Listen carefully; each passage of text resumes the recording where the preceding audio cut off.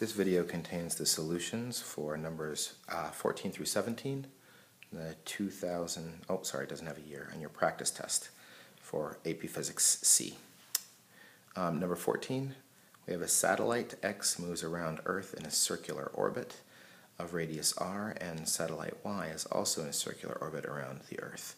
It completes one orbit for every 8 orbits completed by satellite X.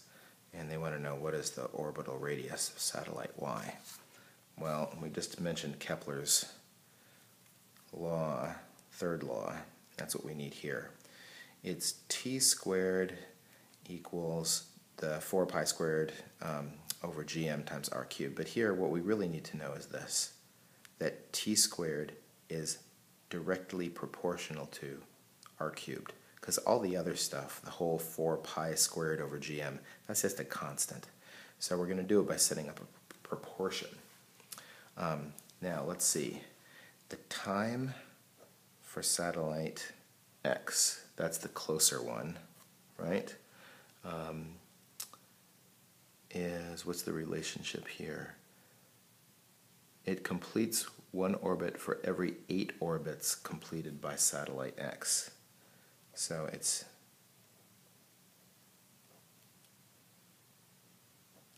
make sure I have that the right way around. That would make this a smaller number, so I think I have the 8 on the wrong side, right? This completes one orbit for every 8 of these, right? So this is going slower. That's the relationship between the periods, according to what they told us. And they want to know if that's true, then what's the relationship between r, what is, they're calling this one r, and they want to know what ry is. So I'm going to write that it's equal to some constant multiple of that, right? And we're trying to figure out what that constant is. All right, well, we know that t squared is directly proportional to r cubed. So that means for this one,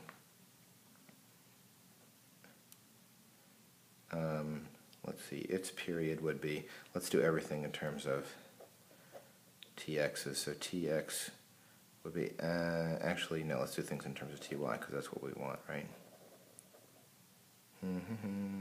Or no, let's do it the other way, sorry.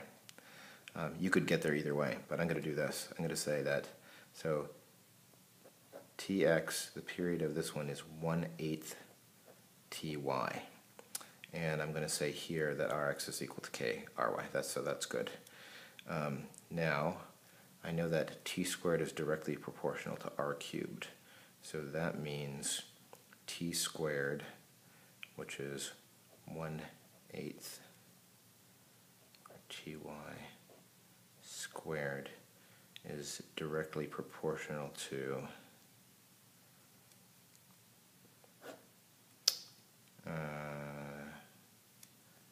the radius cubed, k cubed,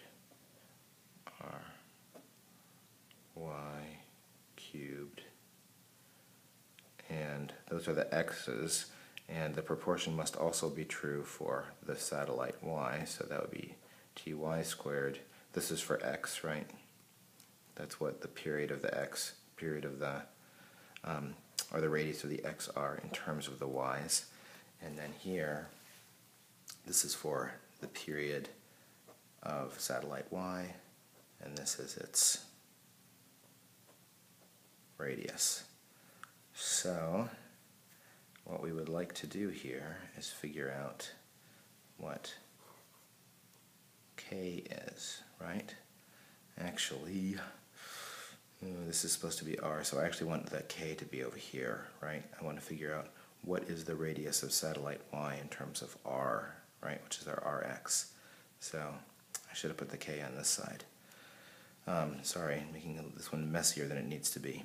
So let's just fix that right now. Just like I had the 8 over here, I'm going to put the k over there, which means this is 1/k cubed instead. Okay, now I think we're okay. So these cancel out.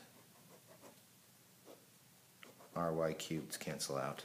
And then finally, I think we get something that makes sense here, that 1 over 8 squared, and then multiply, this is just 1 over here because everything canceled out, is equal to 1 over k cubed. So 1 over 64 equals 1 over k cubed. So k is the cube root of 64. So it's 4 times the radius of the other one. So sorry about that mess. You could get there a little bit more directly, but that's answer choice D. See, I did actually get there much more directly here. All right. Number 16. We have a toy car of mass 6 kilograms moving in a straight path experiences a net force given by the function F equals negative 3t. At time t equals 0, the car has a velocity of 4 meters per second in the positive direction and is located 8 meters from the origin. Okay, so let's see what we got here. Here's the origin. Right now, at time 0, it is at 8 meters, and there's a force acting on it. It has a positive velocity of 4 meters per second, and it has a force acting on it that's negative 3t, so a force that increases with time. And that means it would also have an acceleration that would increase with time, right? And so it's moving in this direction, but it's accelerating in that direction. So what would they like to know? They want to know, the car will come instantaneously to rest at time t equal to, well, let's see. We want to know when. We have a force, we have a velocity, and we also know that the mass is 6 kilograms. So I think we want to use the impulse momentum theorem here. It says the change in momentum is equal to the integral of force as a function of time, dt. And we want to know when it's going to come to rest. So what would its change in momentum be when it comes to rest? Its initial momentum, that means we want it to have a final momentum of 0. So let me write out what I'm doing here. This is change in momentum means mv final minus mv initial, right? So we want its final momentum, velocity, and momentum to be 0, minus its initial is 24, right? Mass times velocity.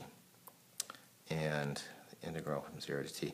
The force function they gave us is negative 3t dt.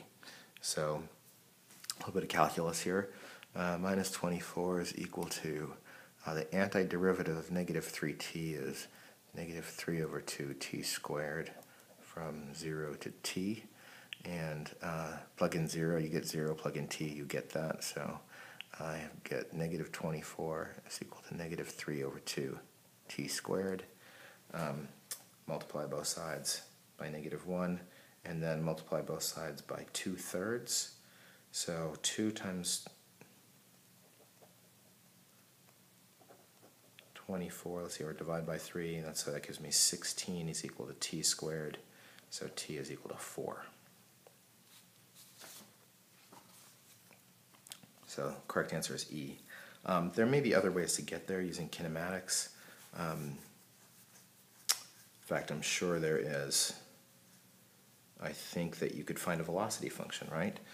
Here's another way. Let's go through this. I think it'd be a worthwhile exercise. Since force as a function of time is equal to negative 3t, this only works, what I'm about to do here only works if you have force as a function of time. Because when you want to do kinematics and do like acceleration, velocity, position, and talk about derivatives and antiderivatives, they must be functions of time, not of distance, okay?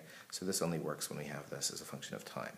Because if I divide both sides of this by mass, force equals mass times acceleration. So I'm going to divide by mass on both sides. and that gives me acceleration as a function of time, because mass is constant. So that'd be negative 3t. What was the mass? The mass was 6, so that'd be negative 1/2 t. And the velocity function is the antiderivative of this. So v of t would be equal to, the antiderivative of that would be negative 1/4 t squared plus c. And I know that at time 0, it has a velocity of 4, so I can solve for c. So that would give me 4 is equal to negative 1/4 t squared, 0 squared plus c. So c is equal to 4. So my velocity function is negative 1/4 t squared plus 4. And if you set that equal to 0, when is it equal to 0? Guess what?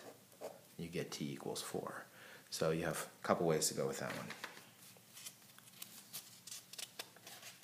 Both involve calculus. Question about the same cart. Let me bring back my picture in a second here. Which of the following best shows a graph of position versus time for the car?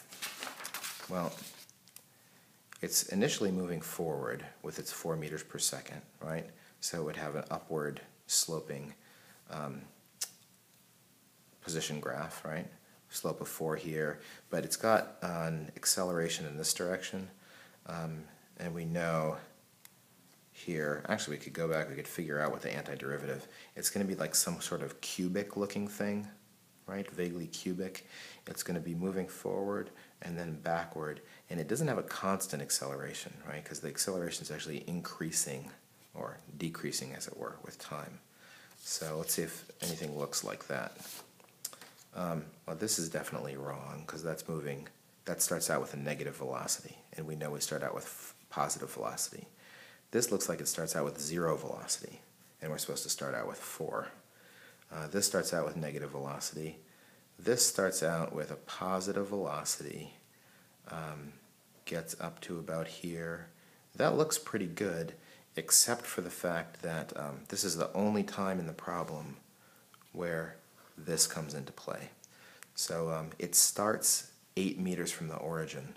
So it doesn't start at the origin, it starts 8 meters from the origin. So that little detail they threw in there, this is the only place that we need that. And it eliminates a d for us. So these were wrong because they all had the wrong initial velocity, negative, negative, and 0. And these were both contenders, but for the fact that we had an initial position of 8.